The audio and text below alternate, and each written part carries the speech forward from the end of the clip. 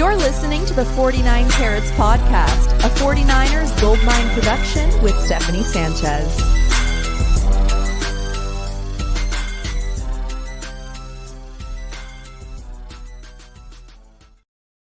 What's going on, everyone? Welcome to another edition of the 49 Carats Podcast. I'm your host, Steph. It is Monday, August 18th, and as always on a Monday, joining me, my co-host, Weston. Weston, how you doing, man? Are we allowed to call it Victory Monday? I don't even know what the rules are after a preseason game. Let's call it Jake Moody Monday. I know we'll get yeah. Let's not do that actually at all. No, I'm good, Steph. You know, I'm ready to dive into it. It was I'm ready to go. I don't want to spoil anything. I know we have a lot to cover, but it's Monday. I'm excited to be here and ready to rock. Well, I just got back from Vegas last night, and I was at the game on Saturday, and I must say that was my first time at Allegiant.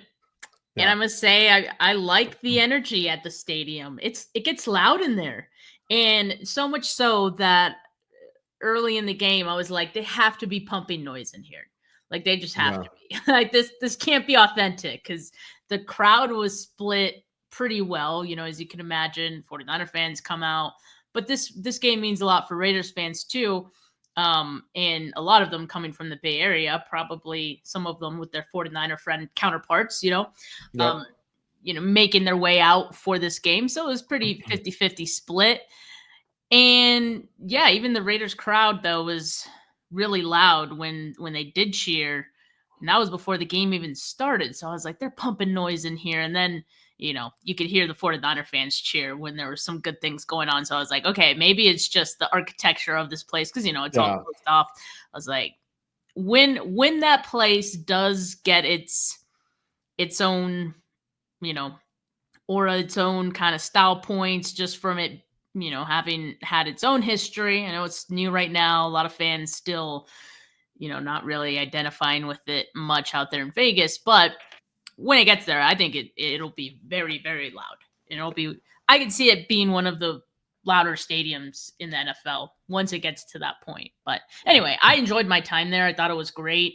Really cool stadium. It was hot as hell in Vegas. Don't wish to go back to that I don't miss.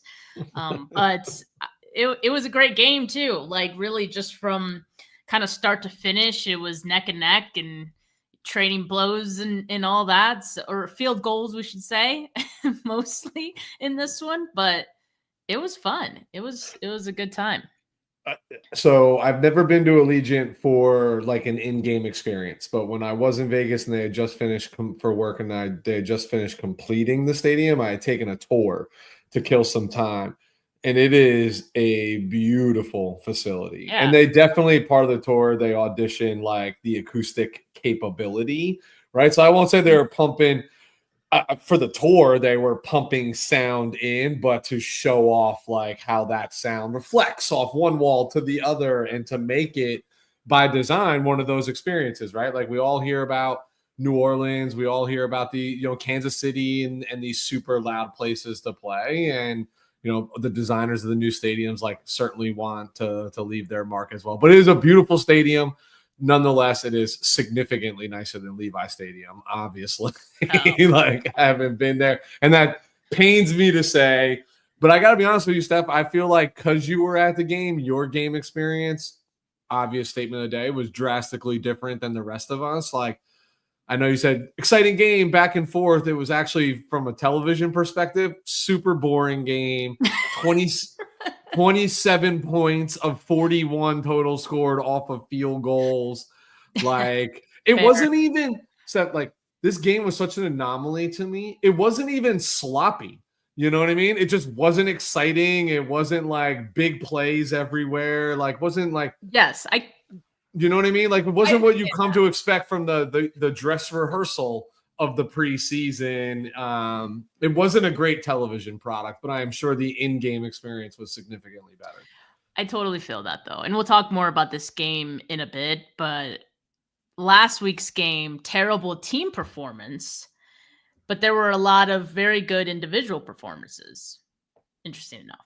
this week it was kind of the opposite. There were still some good individual performances, but I don't think it was as dominant for some of those players as it was this week. But we do still have some players to nominate for this week's 49K Player of the Week. Stay tuned for that. But first, let's talk about just some of the injuries that we're tracking. Unfortunately, we always have some new injuries to talk about when it comes to this football team. So, in Vegas, no less, there's 3 new ones. Right guard Dominic Pooney, Kyle Shanahan said he possibly has a PCL injury, and that would take him out for a few weeks. Then you have 2 running backs that went down in this game. Running back Corey Kiner, who after a very explosive run, I think he was on his way to having a good game. He suffered a high ankle sprain, knocked him out the rest of the game. It's going to knock him out for a couple of weeks. And then running back Patrick Taylor Jr. dislocated his shoulder, also out a couple of weeks. So unfortunate news for the 49ers. Their running back depth right now is depleted. And they have Keyshawn Vaughn and they have Jeff Wilson Jr., which, nice to see Jeff Wilson Jr. back out there. He did score himself a touchdown, but man, they are hurting. I know Kyle says they're not worried too much about week 1. Christian McCaffrey's ready to go, but man, the depth right now is just bonkers. So hopefully some of the guys who are already hurt, we're adding these 3 names to the list of the long name or the long list of names that have been hurt throughout training camp who are still out. Hopefully some of those guys can come back this week and certainly can be back before week 1. These injuries, I don't know if it's just where I'm at step in terms of the litany of injuries that they have.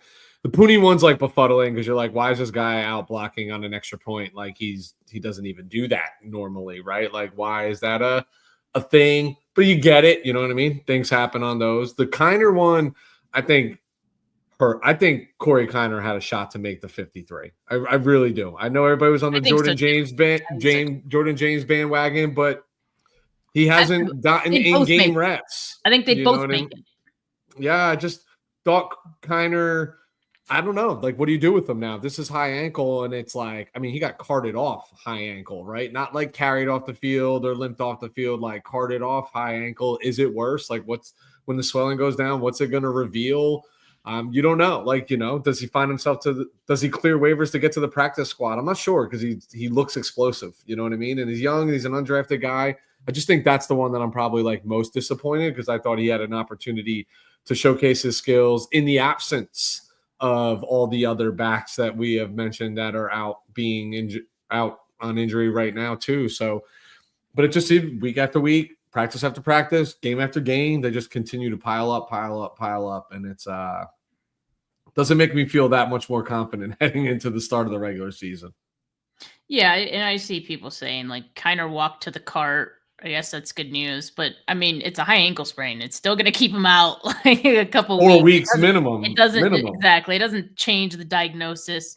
But yeah, I suppose it could always be worse. One thing, Kyle's, I think, trying to stay on the positive side of all this as well. He did, mention there haven't been any season-ending injuries, and let's knock on wood for that, right? Shall we? And I get it. There hasn't been, right? So I think we can take the good with the bad. There's plenty of bad to talk about with these injuries, but I think for a lot of these guys, they'll hopefully be back by week 1. Did anybody confirm today that it is PCL for I don't think that's what makes me nervous. We're 2 days removed from this right now in the National Football League. They have the imagery and the capability to get answers on this right away. And the fact that there is no that scares me. And maybe I'm just jaded because of the whole Christian McCaffrey saga last year, right? Hey, he's just going to miss the preseason. And the dude played half a game. I feel like they kind of, I feel like that's different. I feel like they kind of need the McCaffrey thing is similar to the Stafford thing, right? They kind of know how serious it is, but maybe don't want to, divulge it. Yeah. No reason to, because you're always hopeful too, so you don't want to say too much, but Kyle spoke yesterday, or sorry, he spoke Saturday after the game. After the game, we have yeah. not heard from him since then. So the next time we do speak with him, I'm sure we'll get the confirmation on Dominic Pooney. So we'll wait for that. But yeah, in the meantime, the 49ers are trying to make some moves for their depth. I think this is strictly depth moves. We know the wide receiver room has been another group depleted with some injuries. And so no surprise here that Jordan Schultz reported after he reported that the Texans were trading wide receiver John Mechie III to the Eagles. He also added that the 49ers were one of the teams that were in on Mechie. Eagles made a better offer. So I think this tells you, and it's been obvious, right? The 49ers do want to bring people in. I know everyone's pointing out the fact that the 49ers have all this cap space, right? They want to roll that. And I don't want to even say they want to. They kind of need to roll most of that, if not all of it. Next year. Next year, they have to. So, everyone talking about the cap space and, they need to bring in this, that, and the third. Just, I don't see that happening. I think they're looking for a bargain at wide receiver because you're just looking for some depth, I think. So, yeah, we'll see if maybe roster cut down. I think that's a good time to maybe see who gets cut and see if you could bring someone else in. But don't expect anyone, especially this late in August, right? Don't expect anyone super exciting. The 49ers did work out Nate Sudfeld, wide receiver Colton Dowell, wide receiver Jalen Guyton, wide receiver JJ Jones. I mean, yeah. It's not going to be anyone excited. No. I'm just telling you that now. They're just trying to fill in roster spots and try to get some guys, healthy guys that could practice for them. And yeah, DJ Chark was released today. I did see that. So maybe that's another target for them. Let's not forget, they did work out Gabe Davis early in the offseason as well, in the spring. And that hasn't actually turned up to anything. So maybe there's something specific they're looking for. Not sure. I just got to agree with you, Steph. Like the names you see on the list, just given where we are, still the season hasn't begun yet. You're looking to just get through camp. They totally want that cap available for next year and what the roster situation is going to be. I think the good news is they have that cap space. So if 49er fans want to get excited about anything, there's the potential as you get closer to the trade deadline, depending upon what this roster looks like. And if the 49ers are in the thick of things competing wise, that they do have the ability to go get somebody that might become available at that point in the season, but they're not going to allocate any of those resources here and now, because the truth is, like, no matter how depleted they are at running back, how depleted they are at wide receiver, you got to feel like the Jawan Jennings thing gets resolved. Brandon Ayuk will be back eventually. From everything we know, Christian McCaffrey's ready to go week 1. You probably get Garendo back, but you know what I mean? Like, you're not, like, I saw a lot today about Brian Robinson Jr. Yeah, he's a heck of a player. I think he makes any team better, but I don't think the 49ers are looking for somebody that's has an expectation of commanding starting volume of touches at any position on the offensive side of the ball. I just don't think there's, like, it's not that serious at this moment when all is said and done.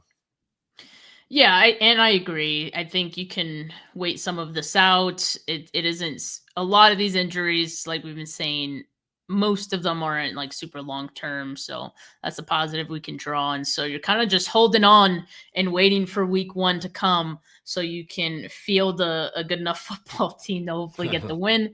But yeah, in the meantime, they're kind of hurting and they're hurting for some guys to be out there. But yeah, as far as the other injuries, I think we'll get hopefully some updates throughout the week on when some of those other guys have been back. Like, I feel like Michael Williams should be coming back soon. I feel like Jordan James might be coming back soon. So again, just kind of waiting to see what we hear this week. And I know training camp is going to continue rolling on this week as well. So we'll wait for it. But in the meantime, Weston, what were your overall takeaways from the 49ers Raiders game? I know we said like it wasn't really an exciting game. I thought it was exciting just from it being close the whole time. Like they're just going Yeah. back and forth and all that. But I do understand what you're saying. There wasn't one truly dominant performance. I would have liked to see, for example, like what this offense would have looked like with like more time, right? I saw one drive, they looked great. But is that Yeah. enough to be like that's the best performance? They only played one drive, so Yeah.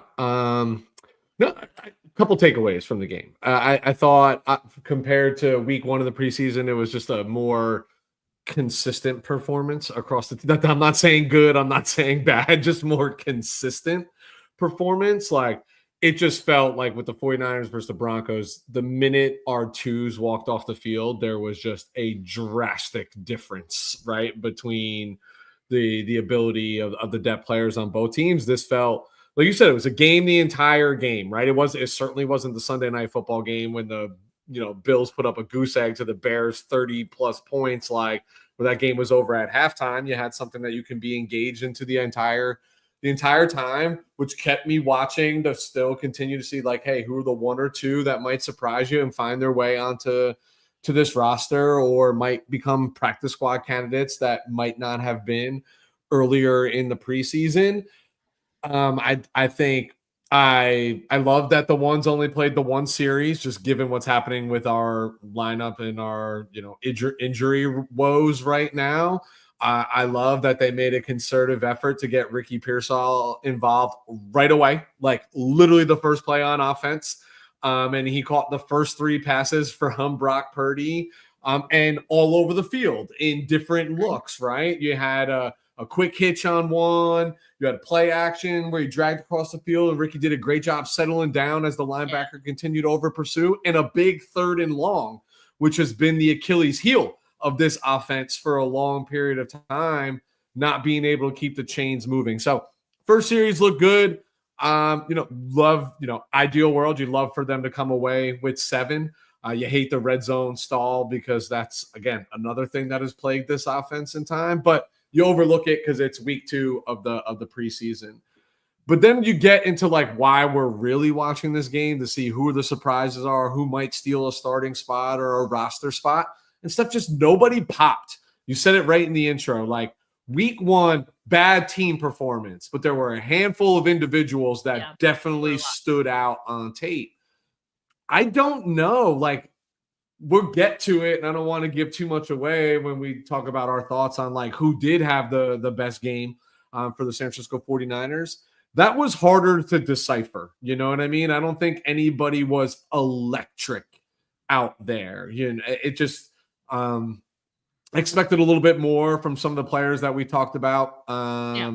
Week 1, there was some surprises for me, which I'll give kudos, I'll give a shout out to those people. But by and large, I was hoping for more from certain individuals who were going to get a bigger opportunity on a really big stage, right? And against the Raiders, that they didn't let me down. I just don't think they fully seized the moment. You know what I mean? Does that make sense? Yeah, I think so too. I think what I was mostly looking for in this game was, okay, can some of the big performances from the first preseason game, can they carry on to the second game, right? Are guys going to stack their games now and look more consistent throughout both, right? And we did see that for a few players. I think another thing we wanted to see is the players that maybe struggled a little bit in that first preseason game, were they going to make some strides to look improved in the second preseason game? And I do think we did see that a little bit too for some of these guys. So maybe just not to the degree that we were hoping for, but I think it really wasn't like in the first game. It was just a couple guys had all game performances, right? Like Chase Lucas, the entire game, he was just making plays. Then Marquez Siegel was making plays all game. He had, and don't get me wrong, Siegel had some nice plays in this one as well, but it wasn't like that same. Anyway, I'm just it was just a different type of game, I think, in this one, but exciting maybe in a different sort of way. And it's not often in these preseason games that at the very end, like, you're still kind of locked in because it's a close game and your team has a chance to win. I thought it was great from a practice standpoint of getting into the regular season as far as play calling goes, as far as game situation, clock management goes, because you want to be able to practice all that before, the season begins. And they try to simulate that in 11-on-11s during training camp, but it's nice when you could do it in a real game situation. So I thought that was nice. But all right, let's get into some of these nominees. Shall we? Okay. I think you shall. you talked about one of the performances, and I think this one's funny, right? Because it's a player who only played one drive. Yep. Ricky Pearsall. You talked about him.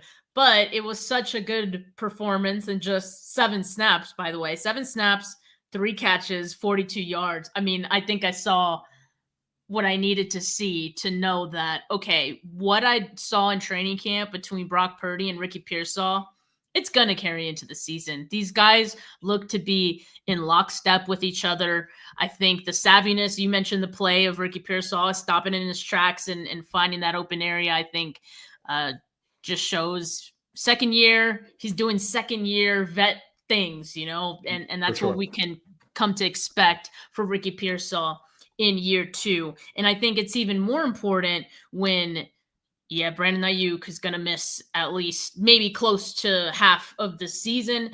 And you have Juwan Jennings, who is still not returned. You don't know when that's going to happen.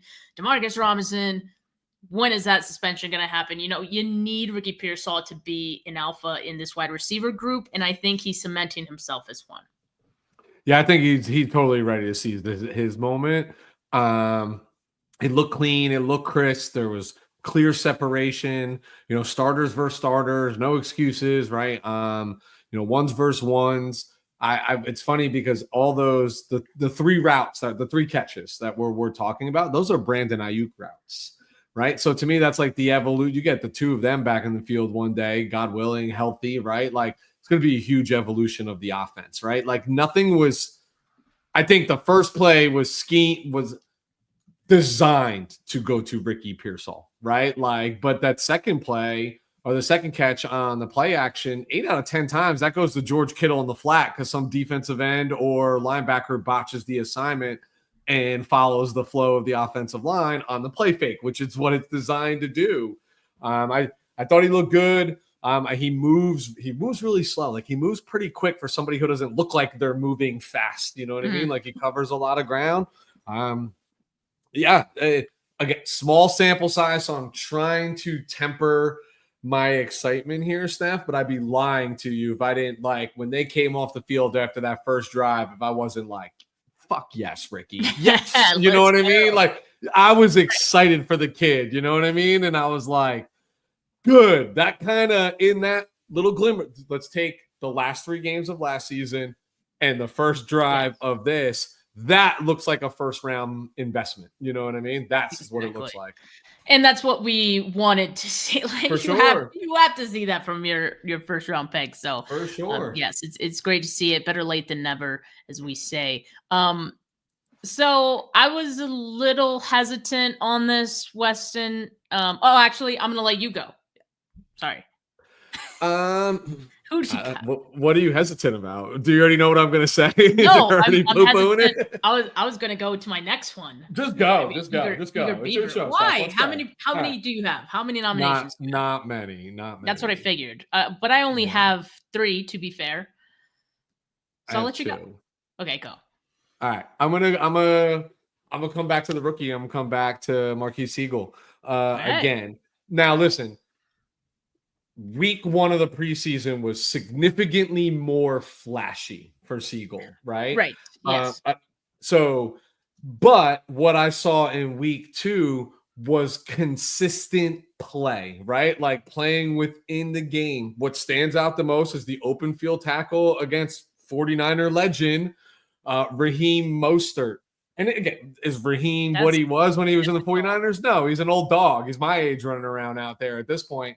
But open field tackle in the NFL from a rookie Like that is a big deal. There was a lot of space there, and the way he just got down, got his head across, trailed the hip, like everything was.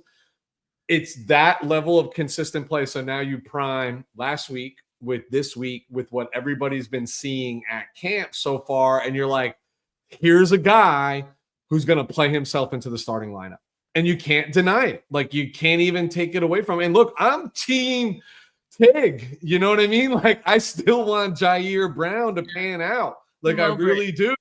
But I don't think Siegel's having anything to do with that. Like he's just like, I'm not buying it. There's a position there to be taken. He plays with moxie. He plays with swagger. He plays fast. It looked clean. It wasn't flashy. Exactly. It was clean in a lot of snaps. I'll say the only thing, Steph, that if I had to be negative about it, that we haven't seen yet is we haven't seen him play center field. If that makes, you know what I mean? Like we haven't seen the ball tracking capability yet. We haven't really seen anybody put the pressure on him in the passing game. A lot of the highlights that we have seen is him almost playing that hybrid linebacker safety, right? Just like filling the gap, finding the ball carrier, keeping everything in front of him and making the tackle when he arrives and doing such with a level of violence, you know, that is not too dissimilar from Malik Mustafa. So I thought Siegel played a very consistent game too, which as a rookie is really hard to do. You know what I mean? 2 consistent weeks in a row. I think everything you said, I absolutely agree with 100%. One, yes, not as flashy, and just what we mean by that, there weren't as many plays that you're just like, wow, like Siegel made a great play. But that almost made this week more impressive because you know what this week was? It was sound. Yeah. Perfect word. Those are like the type of performances you get from veterans, from guys who have played many games and know what to do. You know, you're not noticing him every play because he's in the right spot. He's not getting targeted. You know, he's not making mistakes. So I think he looks savvy out there already. I think the open field tackle that you mentioned, that one definitely stood out. And that's like one of those things that some players could make look easy, but make no mistake. When there's no one else around and the offensive player coming at you can go any which way, to make that tackle out in space is difficult, more difficult than it looks. And for Siegel to make that, and I want to say that last week he had a similar play too. It might have been Chase Lucas, but I feel like Siegel had one as well. So consistency. I think what most people don't realize about that open field, because you hear it every broadcast, every game. What an open field tackle. One of the hardest things to do in the National Football League. These guys are all burners, right? So think of Siegel. He's flying downhill, right? And all Mostert has to do is just hit the brakes and somebody goes right by him. The way you avoid that, it's literally just how you track the ball. It's body position. It's discipline. It's slow the feet, get them underneath you and deliver a hit. Like there's so much that goes into it. And like the fundamental of it's taught when you're 7, 8 years old playing Pop Warner, right? But to like consistently do it and then to do it at the professional level it's nuts. These guys are running 4.4s across the football field. You know what I mean? And to break down on a dime like that, it's a very difficult thing to do. He's been a super look. When you saw his college tape, you're like, this guy flashes. He's fast. He hits hard. He does all that, but that's college. This is the NFL, and he's just carrying it right over. Like the stage, the lights don't seem too bright. The stage doesn't seem too large for him right now. Right, and I think he's working himself into being a week 1 starter and absolutely deserving that, not just because of injuries. I think at this point, even if Pinnock was back, even if Richie Grant was back, Marcus Siegel is your week 1 starter. And I think the Jair Brown experiment is close to being over. I think the 49ers will have to keep him just because of depth. Like they'll keep him for depth, but I don't see Jair Brown really having a place or a role in this defense. I mean, listen, they might have offline conversations with a team with they have people that they know, right? You know what I mean? Like, but you're not actively shopping Tig. He's still on a rookie contract, so he's not a third round contract, so he's not costing you a ton to keep around. And everything that we are saying about Siegel right now, we said about Jair Brown in his rookie season. Yeah. He had a really good rookie season. Last year, not so good. I know it's not the time, but I'm just going to say it. I'm going to give some love to Jair Brown for how he played yesterday. I know people are going to say, well, Brock Bowers, made that big catch over him. Well, first of all, Brock Bowers is going to be a super special player in the National Football League. Yeah. Would not be surprised if he finds his way in Canton at some point. Like, he is that gifted. And on that play, Brown was literally hit for hit. Could not do anything better. When he went up for the ball, he literally, just the way he went up, he basically crashed in to Bauer's ass, which prevented him from getting all the way up to where the ball was. And guys, Brock Bowers is not a 180-pound wide receiver. He's a 260-pound man flying down. So, like, he couldn't have played that better. That happens. And then you look at the Ashton Genty touchdown, right, where Jair's the one who makes first contact. But I promise you, 99 times out of 100, I don't care who that defensive player is, the running back wins that battle. They have a full head of steam from 7 yards behind the line of scrimmage to a defender who is standing flat-footed in that moment of time. And then, I mean, we all saw it with our own eyes. Ashton Genty is another one who's going to be supremely special in this league and a lot of fun to watch. So, like, awesome for Raider fans. Not that I care about any of you, but awesome for you. But I want to give Tig a little love. Like, he didn't play a bad football game. The problem is he's here, right? Like, he's like slowly gaining a little ground, but Siegel is just like hockey stick up and to the right now. And it's hard to ignore that. And if we always say play the hot hand, well, that's the hot hand as a safety right now. He better be on the field. Yeah. I think he will be. And not, like I said, not just because of the injuries. You did, as a sidebar, you did say something that reminded me of Nick Martin. Like, you talked about Siegel and his ability to kind of, stop and make his tackles and do his job that way. Nick Martin hasn't figured that out yet, that ability to, like, kind of stop on a dime and, get in your base and tackle someone. He struggles with that because he's always going 100 miles an hour. So, like, and there's some skills in being able to stop, like you said, and make your tackle. So we know Nick Martin has a speed, and we still saw it in this game. There were a couple of plays where I'm like, okay, he got there. He got where he needed to be. He made the tackle. Great. Still a couple of other plays where you're like, okay, it's the same thing we saw last week. Like, he's over pursuing guys a little bit, just overrunning them. I think it'll improve. There's just some times where he runs towards players where he seems almost dumbfounded that they would go a different direction. Yeah. Like, what do you mean you made a cut? You're supposed to run right into me. Exactly. It's like he doesn't anticipate that a player is going to, just juke and get away from him. So I think that's something he can get better at. Super hard to ignore his athletic ability, though. Absolutely. He's got speed. He'll figure it out. I'll say this. He will figure it out. I think he'll figure it out faster than D. Winters figured it out. So, like, D. Winters, this is his third year, right? And we had some expectations for him, like last year, that he'd get a little bit more involved. And he was a little nicked up and things of that nature. But I still see D. Winters figuring some things out, you know what I mean, and whatnot. And I think Nick Martin has more God-given ability than D. Winters has. And that's crazy to say, right? Because D. Winters is a little athlete flying around that football field too. I would not be surprised to see Nick Martin push for a lot of playing time from the middle of this season to the back half of this season. I think he's gifted. I think the game just has to slow down for him a little bit in the mental standpoint, right? Like missed tackles, things like that. I'm never going to fault a guy for over pursuing when you're doing it at 100 and you're missing tackles when you're moving at 150 miles an hour.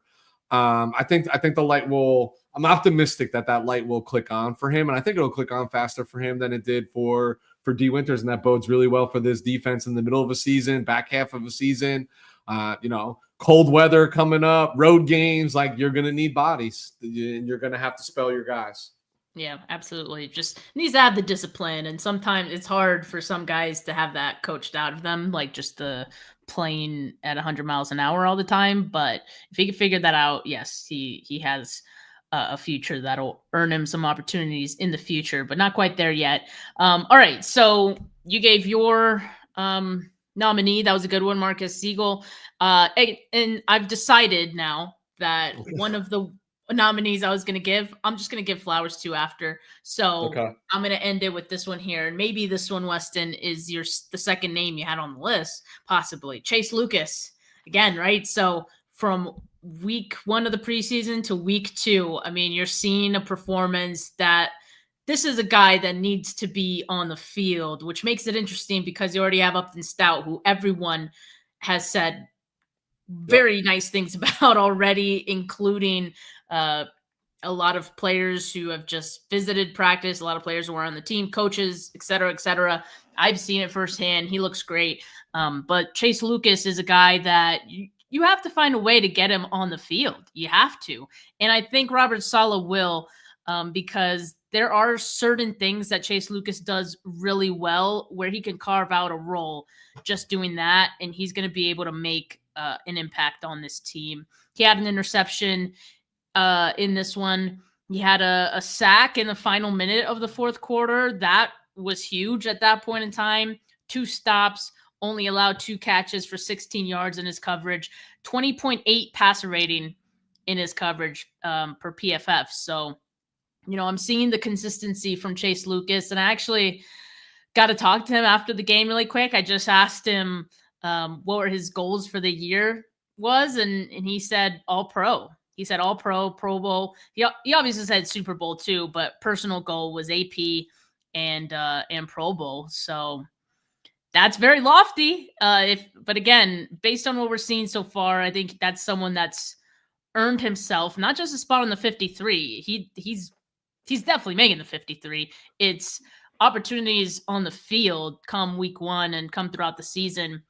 He's getting that. It's hard to take him off the field. You know what I mean? When people are playing well now, if I'm being highly critical, it's, hey, his damage that he did this week was much later in the game against a lower level of competition. The damage he did in week 1 of the preseason, he did early in this game against starters. So it's like hard to knock the guy for the latter, right? Depending upon when he's getting involved in and playing in the football game. But he continues to show up in the stat sheet. He continues to show up in creative ways within Robert Saleh's defense. And look, he's not a rookie. Like he's been around the league a little bit. You forget he came over from the Detroit Lions. He would not speak or communicate verbally that he had all pro ball intentions if he was uncertain he was going to make an NFL roster, right? You know what I mean? Coming out of the these guys are self-aware. Like, yeah, you got to play with a little swagger, and yeah, you got to think your shit don't stink to be able to compete at that level. That's like part of what goes for it. But they're not naive either. And for him to come out and say that he has those goals, I think he just becomes this little Kyle Juszczyk of the defense. Like, you're just little Swiss Army knife. Like, you can put him on a slot. Looks like he can hang and cover a tight end. You're going to, honestly, you find him on the field and Upton Stout's on the field at the same time, you're going to see Chase Lucas being sent after the quarterback. Like, you can bet your bottom dollar on that. And that's just another pressure point, for Saleh to go ahead and squeeze, if you will. I think I'm excited about Chase Lucas because I feel like the way that I've seen being utilized, I feel like he adds yet another dimension to this defense that is different than the Robert Saleh defense that we saw, when he was our defensive coordinator. So and you can only do that if you got the talent. And Chase Lucas so far is proving that he's making his case, like you said, not just to make this team, but to take significant snaps on the defensive side of the ball. And possibly even, and I'm sorry if I made it seem like I was counting this out, but he could possibly become the starter. Personally, based on what I saw in training camp, I think Upton Stout earned himself the starting position. However, Upton Stout has not played in the preseason. Sure. Chase Lucas has. Chase Lucas has looked great in the preseason, so much so that I think Lucas can make himself a case to earn that starting spot, which is, it's crazy to say, but yeah, it's true. And I think if both things are equal, the 49ers would probably lean on the veteran, Lucas, Right. more so than the rookie. There's just a little more variables to any rookie who gets to start. But I still think they find a way to get both of them on the field. I do. I think you have to find a way to get your best players on the field, and those are two who I think have proven that they absolutely deserve to be. It's not that Upton Stout has lost the job by anything he's done other than being hurt. Like, Yeah. So if you can get them both, that's great. It's a win-win for all involved. So I love it. I agree with your statement though about like if the season started next week, I think and even if Upton Stout like tomorrow, clears all health evaluations, etc., is ready to go, you have to play Chase Lucas. Regardless of what Upton has done and accomplished, like you're seeing this guy do it in a game. And that's, what do we always say? Tape. Well, the tape, it's not lying, right? The tape is saying that Chase Lucas probably should be your starting nickel and slot corner at this very moment, just because and I'm not taking away anything from Upton Stout. You know how much of a believer I am in Upton Stout. When they made this pick, I would just say that this buys you the time to like get him fully healthy, not throw the rook right at it. I can't stress enough to your listeners as to like how hard it is to play nickel corner in the National Football League. Like Upton's playing with a little bit of swagger. Maybe we don't want him to lose that week one of his professional career. Play the vet, because the vet's playing really darn well right now. Indeed, he is. Now, Weston, was that the last name that you had on your list? Yeah. Okay. Yeah. All right. So we have our 3 nominees for this week's 49K Player of the Week: Ricky Pearsall, Marcus Siegel, and Chase Lucas. So we want to know who you guys would vote for. You guys make the decision. So put it in the chat. Who do you vote for 49K Player of the Week based on Saturday's performance against the Raiders? In the meantime, me and Weston are going to give some flowers away to some players who deserve it as well. Weston, I'm going to let you cook here. Who you got? Who you giving flowers to? I kind of spilled my beans earlier because I'm going back to Jair Brown. I know we all want to kill him, and I know we all expect more from him, and he gets really overlooked, because of the way Siegel's playing right now. But the guy put together a pretty good game, right? Like if it was just him out there and you weren't seeing Siegel doing what he was doing, you wouldn't be displeased. Like I brought up the 2 negative highlights that you saw, but outside of that, dude was around the football. He wasn't out of position. Made a big tackle on Genty. I know it wasn't like a thumper, but like if Genty sheds him, he just keeps going. You know what I mean? And that's no easy man to bring down with a full head of steam. I don't know if this is just me being biased, Steph, because I really want Jair Brown to come to fruition. What's up, little homie? You came to support Jair Brown too? Look, we got another Jair Brown supporter in the house. Let's go. Look at you guys matching. They're both wearing the green. Got those dinosaur PJs on, baby. Let's go.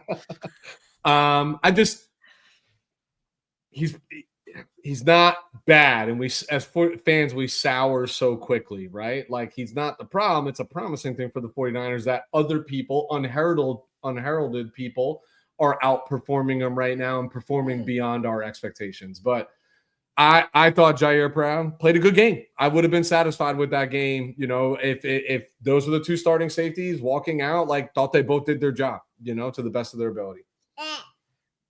He agrees. Dude, how many Oreos did you eat, bro? This kid's got chocolate everywhere. Same. What about you, Steph? Who you? So the one that was on the fence about like actually nominating, I'm just gonna give flowers to, was Brock Purdy, because and I think this goes in line with what we saw from Pearsall.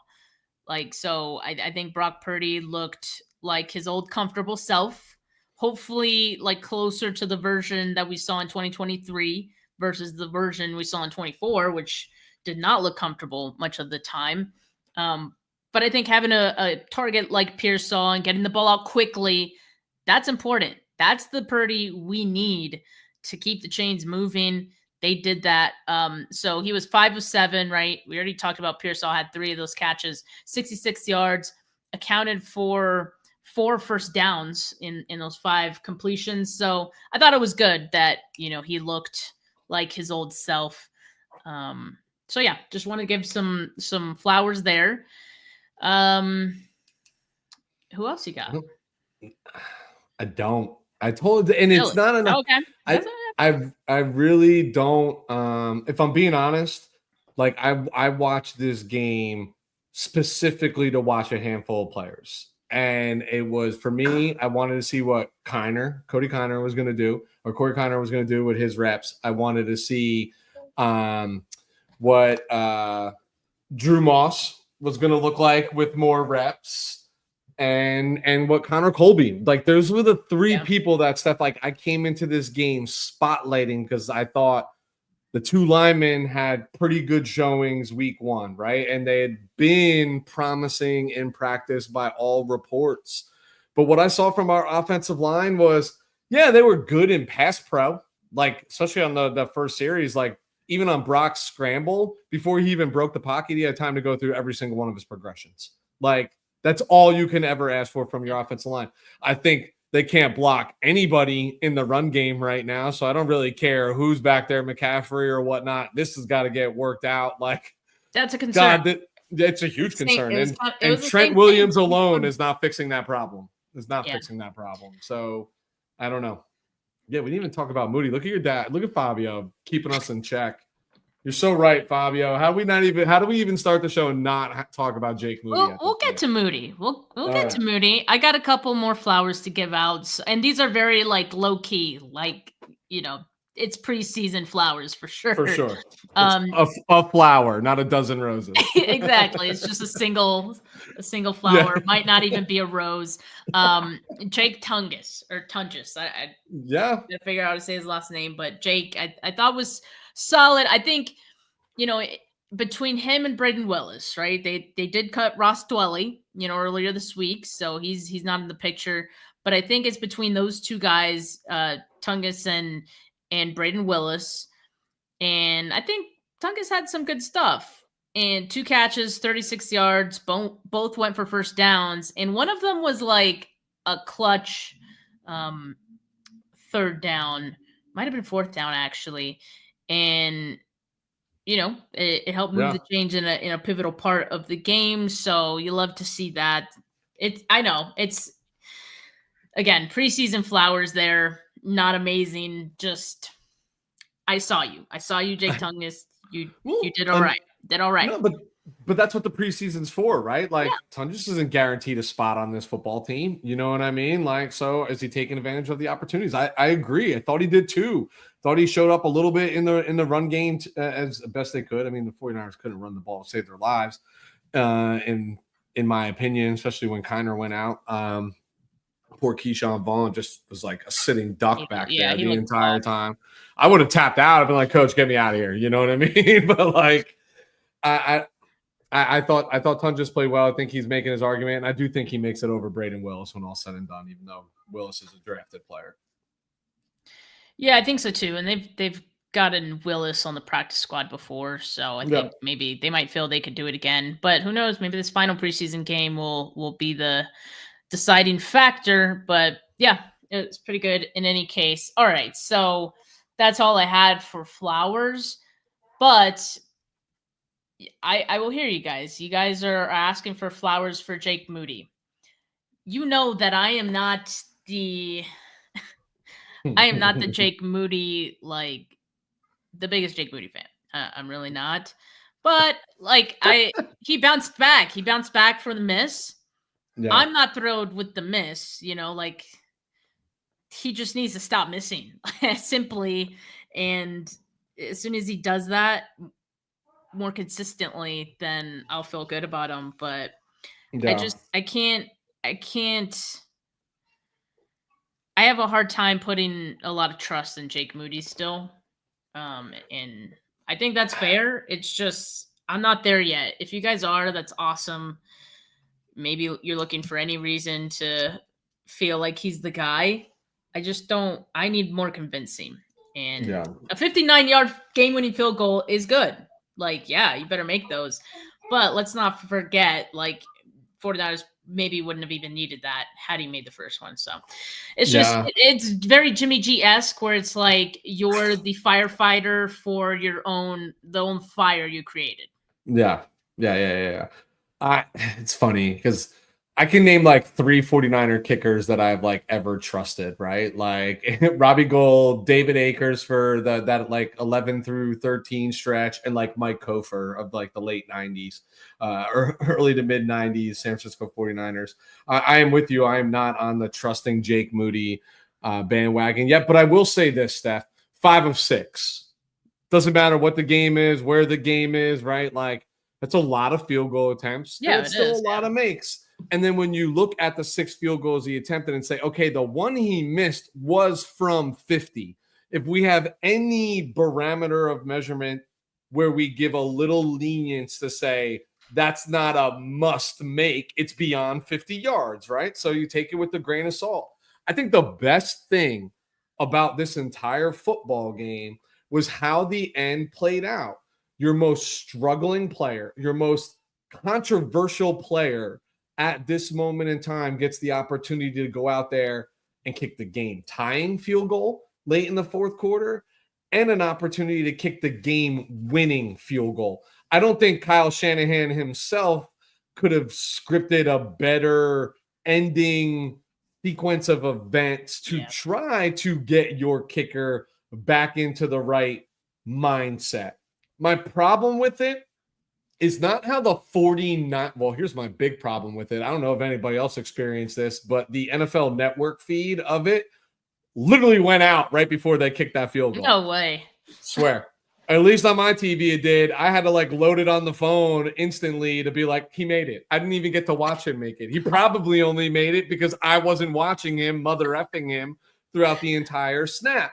But again, the end was almost fairy tale-esque. I have no problem with how the 49ers team celebrated and rallied around their player. My problem with it is how Jake Moody celebrated like he won the goddamn Super Bowl on a 59-yard make in the second preseason game. Like, I need you to be a little less animated because you need to recognize, like, I just need to see you take a big, heavy breath, sigh of relief. But what you saw, albeit shaky, is like, if he's not in his brain, he's got a big freaking leg, right? Like he can put that, he can kick that ball from anywhere.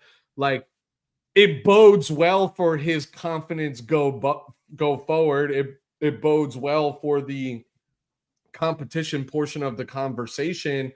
But to me, that was the best thing about this football game, is the way that the last like 4 minutes unwinded to just try to get this guy back. Like, okay, so he missed a 50-yarder in the first quarter. All right. Like, what's the real outcome of that on the game? You know what I mean? What have we been killing him for, missing the end of the game field goals? And he got an opportunity, like I said, to not only tie the football game, but to win the football game and win it from 59. You know what I mean? And nobody was more nervous in that stadium than Jake Moody was. And he still put it through. So I'm gonna give him love, because in a regular season game, if our kicker went 5 for 6 and their only miss was from 50 yards in the first quarter, we would be thrilled with that. Yeah. And I didn't have an issue with the reaction. I think a game winner is a game winner, and I don't think the reaction was because he was nervous or was because he was thinking about everything else, all the other kicks he's missed and the one he kicked earlier that day. You know, I think it's just simply a game winner. That's as much emotion as we see from him, as we normally see from him. He's not usually a super animated guy, but he can have that. I mean, let him have that. Let him have the 59 yard kick. I mean, I can't let him have it because he's not letting me have things. So sorry, dude. Like, tick for tat. You know what I mean? You get paid to play. I pay part of that freaking salary with all the merchandise I purchase and tickets and games I go to. You know what I mean? Like, you got to give me something too. And he gave me a little something, but it doesn't mean anything. I'm happy for him. I think he got a great opportunity to gather his confidence back, but he still owes us more. Like, I think that's what it comes down to. I absolutely agree with, and that's kind of where I'm at. It's like, and that's unfortunate because I keep saying this, for where he was drafted, we have not gotten that return out of him. No. And that's not his fault. The 49ers drafted him in the 3rd round, but we're always going to expect that he is perfect to feel like we got something back from that pick. Yeah, right? He's always going to be against the 8 ball. Yes. Because he was a kicker taken in the 3rd round. Like, and that's not fair to him. You know what I mean? But like, look, this is a performance-driven league. It's that simple. Like, I don't know, you know what I mean? Like, you should have signed up for something else. I don't know how else to like more nicely explain. Like, hey, I'm professionally speaking, I'm in a performance-driven world too, right? If I don't like it, hit bricks. You know what I mean? Go change your career. It is what it is. But please don't let it be lost that I am happy for the guy. You know what I mean? And I'm happy for our football team because he had to, let's just call it, like, I'll use golf terms because I'm wearing a legalized Mulligan's hat right now. He's got the shanks. He's got the yips. The only way to get through that is to play through it. And given his 2 most recent opportunities, a game tying and a game winning field goal in the same game, he capitalized. So we should be happy about that, you know? Yeah. I want him to make his kicks. Like, Of course don't get us wrong. We want him to make these kicks. We don't want him to miss just for the sake of being right. So I am happy he made the kicks. I think 5 of 6, like you said, ending down on the 59-yard game winner, absolutely deserving of some flowers. But I wanted to make you guys sweat a little bit in the comments because I knew people were going to be like, nothing from Moody. Here's a rose. The title of my video is like about Moody, and we don't even talk to him. Same. But everyone's just waiting for the Jake Moody contest. We know that. Oh, I mean, it's preseason. What else are we here for? Make him wait for it. All right. So, Weston, who is your vote for 49K Player of the Week based on the names that we have here? I have to dole this out based on volume of play, right? Like, I really want to say Ricky because there was nobody else I pumped my fist for. You know what I mean? When they walked off the field. But to me, this is Siegel. This is Marquez Siegel. Well, then, whoever has not voted yet, we need a tiebreaker. So if you have not voted, please put it in the chat. I voted for Ricky Pearsall Weston. And again, like, I kind of struggled with that too, because I'm like, he only played 1 drive, but it was a damn good drive. And I think it's just a small smidge of what we're going to see throughout the season. And I can only imagine how much volume he would have gotten for an entire game, right? So Pearsall is going to be my vote. And thank you to the final vote here, Mood, who put Ricky Pearsall over the top. Is that Moody? Is that Jake Moody voting for Ricky Pearsall here? Mood. Jake Mood. Wait, Strawberry might have just messed it all up for us. Strawberry might have came in here with the Siegel pick at the end. Okay, so we got 2 ties. Come on, one more tiebreaker. One more. Did Fabio throw a vote out there yet? Yeah, he said Ricky. See, okay. me and my dad are on the same page. You know, something about the same. Oh, I don't know what happened to Weston. He disappeared from the stream. I'll give him a moment to come back. Maybe his laptop died or something. But yeah, Strawberry has a vote for Siegel. There he is. Yeah. I don't even know what you're just the ghost of Jake Moody is trying to get you, dude.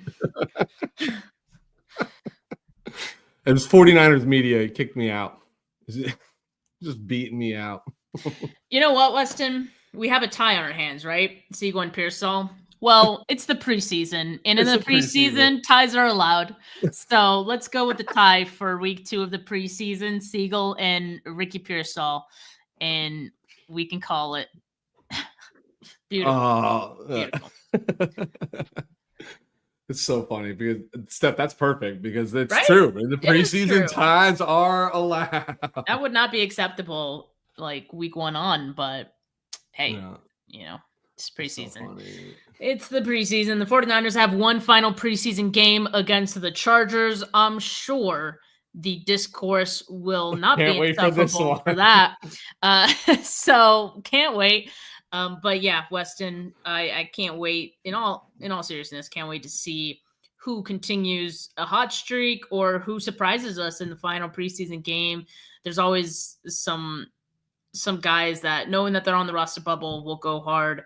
We'll get a lot of snaps, all that, So listen, formerly week 4 of the preseason, now week 3 of the preseason. It is another huge opportunity for 4 or 5 guys for every roster. Like it matters. And yes, that I'm already laughing because I can't wait to debate all next Monday with you about Trey Lance.